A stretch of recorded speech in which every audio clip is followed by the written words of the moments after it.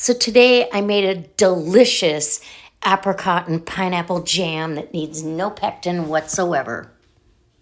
Well, hi guys, welcome back to Linda's Pantry. And today I'm going to be canning for you.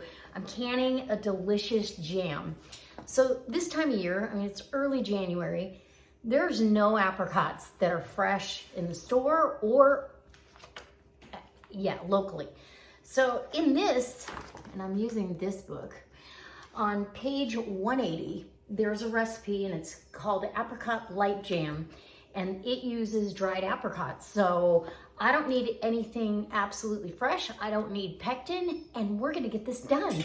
I hope that you'll stay along for the recipe because it is absolutely delightful if you like pineapple apricot jam. All right, come on in, let's make some jam. Oh yeah, don't forget we'll be using 4 jars lids today, and I'm going to be using a steam canner. So down below in the description, if you hit more, you're going to go down below. There is a link to 4 jars. And if you use Linda's Pantry as your coupon code, all one word, no apostrophe, you'll get 10% off your complete order. And I believe anything over $60 is free shipping. Yep. Win-win. All right, come on in. So the first thing you've got to do the night before you're going to can this is take 2 cups of dried apricots and cover them an inch over the apricots with water and refrigerate them. And look at, they get puffed up almost, well, back to their original size.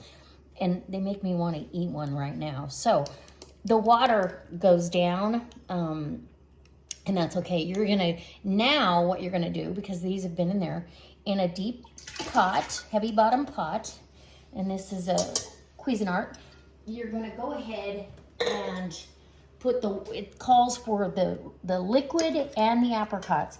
You're gonna bring these to a boil over medium heat, and when they get soft enough, we're gonna mash them up, and I'll be back for that. We're also gonna need the pulp of an orange, so I'm gonna get this orange peeled and the pulp in a bowl while I'm waiting on the apricots. So I wanted to let you know, when you do your orange, you're segmenting, you peel it and get all the pith off. But first thing I did was I took a sharp vegetable peeler and lightly peeled so I can keep that orange zest, because that's great flavoring for orange chicken, or you could put that in a marmalade. This though is just the segments, and these will be chopped up. You want 1 large orange in here in this recipe, but I thought I'd give you that helpful hint. Anytime you're gonna peel an orange, before you peel it, go ahead and peel off your zest, because that's where all the essential oils and that deep, intense orange flavor is. My apricots are on the stove. My steam canner's on the stove, and I've got my jars, and I have a glass measuring cup with my lids. That 4 jars right on the label says you should heat your lids, so I still do it. All right, we're waiting on the apricots. Okay, so these cooked down. It took about, I don't know, 15, 20 minutes, and I finally decided to take the immersion blender, and because that's what I would get with a mash, but my masher wasn't going to get quite through it. So note to self, now it's time to turn the heat back on, and I'm going to add my pineapple. Now the recipe says to drain it, but there's not that much juice in there, and this is going to cook down to jam on its own. So, and it's going to cook like 30 minutes anyway. My segmented chopped orange in there, my 2 tablespoons, and you want bottled lemon juice whenever you're doing a canning recipe like this, and you're going to want to keep an eye on this. I'm super excited about having this on the shelf. Okay, 2 tablespoons of bottled lemon juice. When it calls for lemon juice, unless it's calling, if it calls for fresh lemon, it's just for flavor, it's not for preservation. But this adds more acid to it.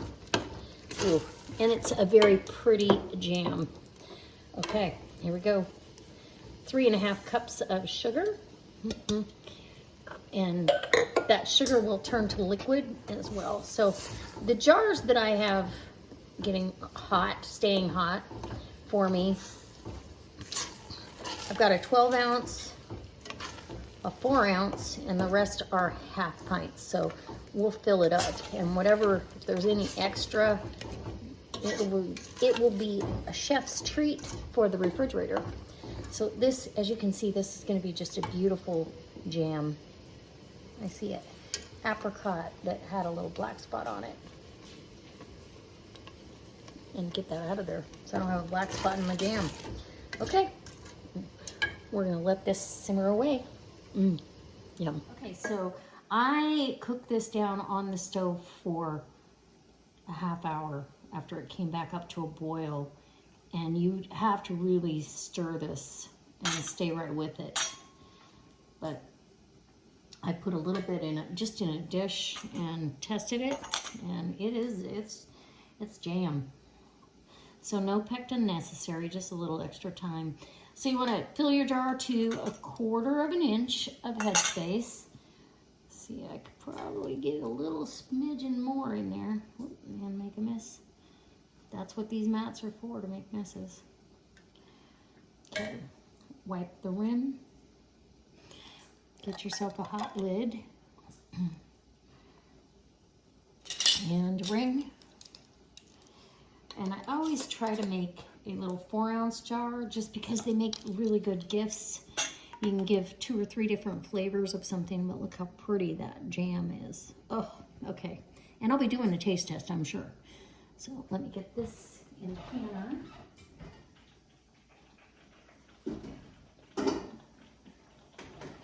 And we'll let that, the jars are hot. They've been in there, and then I just put this in there with my lids so they get hot.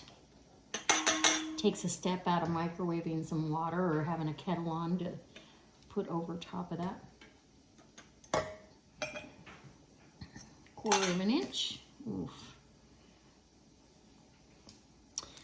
And this will be so good. This is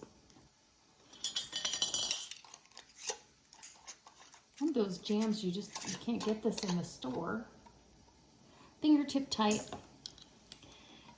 And into the canner it goes. And you've got chunks of everything, so it's really got a lot of texture to it. It's so pretty.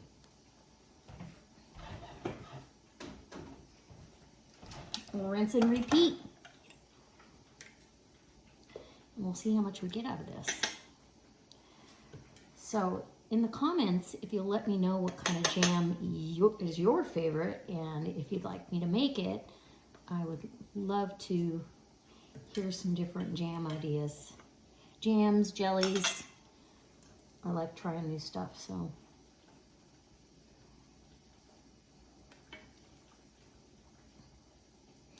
This is great too to cook down. You can heat it up and make a sauce for a pork tenderloin. This would be wonderful over chicken. Yeah, delicious. In the canner.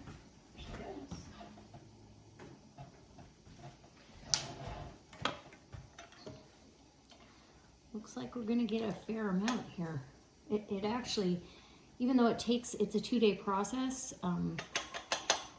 if you're wanting to make the jam because you don't have any, you don't have to wait till, the fruit comes on the trees and all that, or you're buying it fresh from farmer's market. I mean, it's just it's about a 2-week window you can get apricots that are decent. So this is another way to have them, and another way to use the stuff you already have in your pantry. All right, I'll be back. So the jam is done. Once this is done, and you steam can for the same amount of time as you do a water bath canner, there's a gauge up here, and as soon as it gets in the green zone for your altitude, then you start your timing. And you've got a good vent of steam coming out of there, which I did. And then you let it rest for 5 minutes, just like, I kind of get the lid askew so it'll let some of that steam out, but then here we are. We are done, and this jam is beautiful. Look at that. I'm gonna give you a taste test, so hold on. So I got a 12-ounce, 4 half pints. 4 8-ounce. And beautiful, beautiful. Not all the jars have sealed yet, but I heard one pop as soon as it came out. Oh, there's another one, just popped. You're not gonna get a ping like you used to get with the ball and cur lids, but you can see the dimple in the lid will be down instead of up. So this one, let's see if you can see that. It's still up. Can you see that there? That one is still up. When it seals, it will suck that down. So let me get the jam out of the fridge. Well, guys, I did a taste test on camera when I took the jars out of the canner. And for whatever reason, I thought the camera was on and it was not. So I want to give you a taste test of this jam. This apricot and pineapple jam, well, you can see the set on it is beautiful. It's just gorgeous. Look at that. That is just beautiful jam. No pectin, and you're using fruit that, you know, isn't in season. That way you can make this year round. If this is one of your favorite jams, let me know in the comment section, but I'm gonna give you a taste test. And sweet. I would like to cut back on the sugar a little bit because apricots are really sweet anyway, and so is the pineapple. So I might try that next time to cut a cup of sugar out of there, but it is delicious. This would be so good in so many different applications. So I do hope that, that you try it. It's delicious on toast. It'd be great for a sauce, for a pork loin, pork chops for that matter. So good. All right. And if you want to see some recipes using this jam, leave me a comment and I'll see you next time. Bye. I hope you enjoyed this recipe, and I hope you'll make it if you like this sort of thing. If you like this channel, go ahead and hit that thumbs up and subscribe.